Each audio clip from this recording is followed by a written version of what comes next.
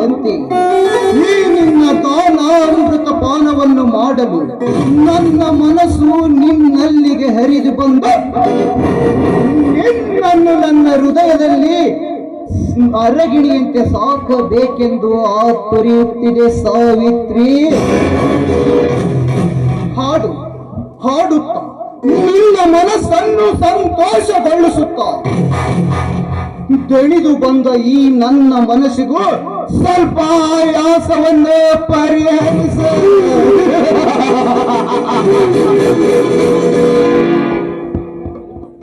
Mister Jagannath,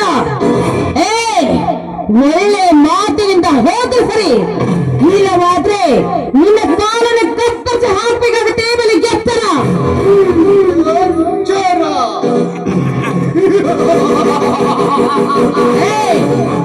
ಹೆಣ್ಣೆಂದ್ರೆ ಮಾವಿನ ಹಣ್ಣಿನಂತೆ ಎಲ್ಲ ಹಣ್ಣುಗಳನ್ನು ತಿನ್ನಲು ಹೋದ್ರೆ ನಿಸ ಪುರುತಿ ಬೇರೆ ಹಣ್ಣಾಗಿ ನಿನ್ನ ನೀರ್ನಾಭಿಗೆ ಕಾರಣವಾಗಬೇಕಾಗುತ್ತೆ. ಬೆಳಿಗ್ಗೆ ಎತ್ತರ ಕೊಟ್ಟು ಮಾತಾಡು.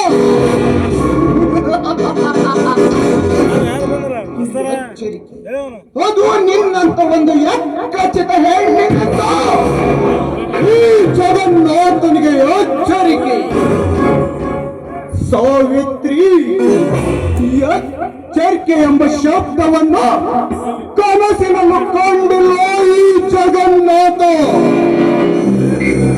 ಇಡೀ ಜಗವನ್ನೇ ಆಳಬಲ್ಲ ಧೈರ್ಯವುಳ್ಳ ಈ ಜಗನ್ನಾಥ ಮನಸ್ಸು ಮಾಡಿದರೆ ನನ್ನ ಹಾಳುಗಳಿಂದ ನಿನ್ನನ್ನು ಹಿಡಿದು ತರಿಸಿ ಇಡೀ ನಿನ್ನನ್ನು ರಾತ್ರಿ ಹೇಳಬಲ್ಲೆಯ.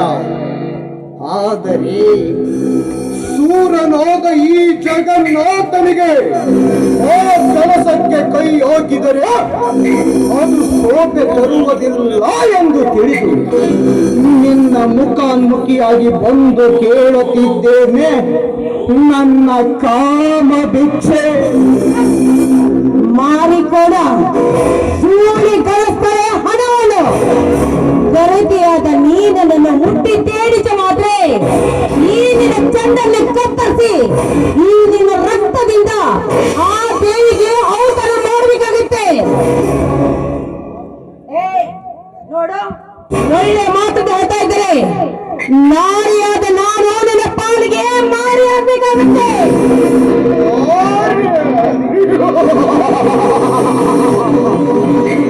ಸಾವಿತ್ರಿ, ನೀನು ಮಾರಿ ಆಗುವ ತನಕ ಸಮಯ ಕೊಡಲಾರ ಈ ಜಗನ್ನಾಥ. ಅಷ್ಟರೊಳಗಾಗಿಯೇ ಮುಗಿಸಿಕೊಳ್ಳುವೆ ನನ್ನ ಕಾರ್ಯವನ್ನು. ನೀ ಹೇಳು, ಇದಕ್ಕೆ ಒಪ್ಪಿದರೆ ನಿನ್ನ ಕೊರಳಿಗೆ ಕಟ್ಟುವೆ ವಜ್ರದ ಸರ. ಒಪ್ಪದಿದ್ದರೆ ನಿನ್ನನ್ನು ಕಟ್ಟಿಸುವೆ ನನ್ನ ಮಾಂಸಕ್ಕೆ ನೋಲಿನ ಹಗ್ಗದಿಂದ.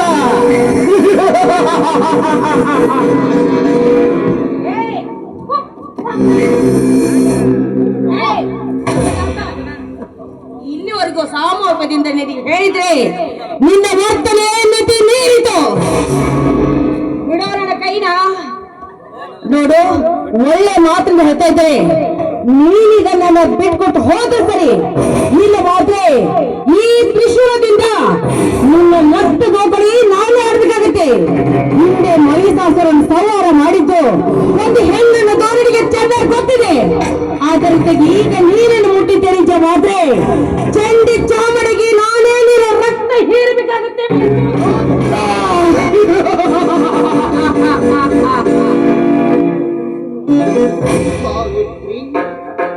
ಇದೆಲ್ಲವೇ ನನ್ನ ಮೃದುವಾದ ಕೆನ್ನೆಗೆ ತಟ್ಟಿದ ಏನಿಲ್ಲ ಕೈಯ. ಸಾವಿತ್ರಿ, ಎಲ್ಲಿಯವರೆಗೂ ಯಾವ ಗಂಡಸೂ ನನ್ನ ಮೇಲೆ ಕೈ ಮಾಡಿಲ್ಲ. ಕೈ ಮಾಡಲು ಬಂದವನ ಕೈಯನ್ನು ತೆಗೆಯದೆ ಸುಮ್ಮನೆ ಬಿಟ್ಟಿಲ್ಲ ಈ ಜಗನ್ನಾಥ. ಅಂತದರಲ್ಲಿ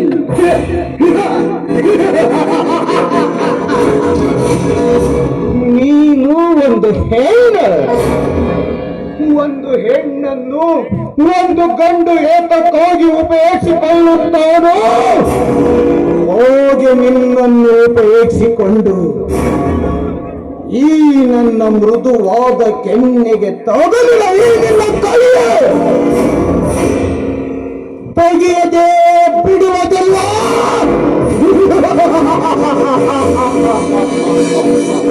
ಏ ಜಗಳಾಟ, ಮುಂದೆ ನನ್ನ ಕೈ ಬಿಡು. ನನ್ನ ಮೈದಿನ ಇದೇ ದಾರಿಗೆ ಜರುಗಕ್ಕೆ ಹೋಗ್ತಾರೆ. ನೀನು ಮಾಡುತ್ತಿರುವ ನಿನ್ನಂತ ಪಾಪದ ಕೆಲಸ ಒಂದು ವೇಳೆ ನನ್ನ ಮೈದನ ಕಣ್ಣಿಗೆ ಬಿದ್ದಿದ್ದೇನೆ ಜವಾಬ್ದಾರಿ. ನಿನ್ನ ಕೆಟ್ಟ ಕಣ್ಣನ್ನು ಕಿತ್ತು ಹಾಕ್ತಾರೆ ಆ ನನ್ನ ಮೈದನ. ನೋಡು, ಈ ನನ್ನ ಗರ್ಭತನಕ್ಕೆ ಕೂತು ತರದೆ ಬಾಯಿ ಮುಚ್ಚಿಕೊಡು, ಹೊರಟು ಹೋಗ ಇಲ್ಲಿಂದ.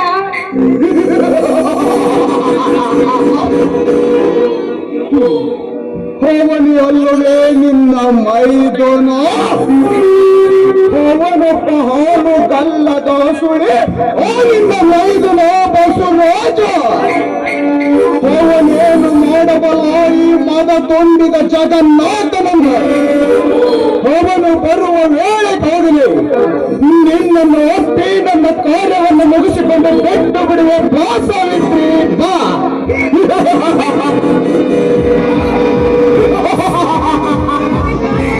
ಎಲ್ಲಿದ್ದಾರೆ ನಿನ್ನನ್ನು ಕಾಪಾಡಲು ಬರುವವರೇ? ಯಾರು? ಜಗನ್ನಾಥ ತೂ ಪಾಪಿ.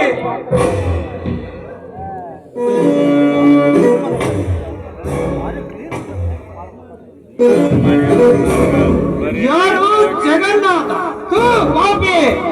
ಊರಲ್ಲಿ ದೊಡ್ಡ ಮನುಷ್ಯನಂತೆ ನಡೆಯುವ ನೀನು, ಕಂಡ ಹೆಣ್ಣುಗಳ ತೋಟಕ್ಕೆ ಬಯಸುವ ನೀನು ಒಬ್ಬ ಗಂಡಸೆ. ನಿಮ್ಮಂತ ಕೋಮಕ ದೃಷ್ಟಿಯ ಗಂಡಸರಿರುವುದರಿಂದಲೇ ಇಡೀ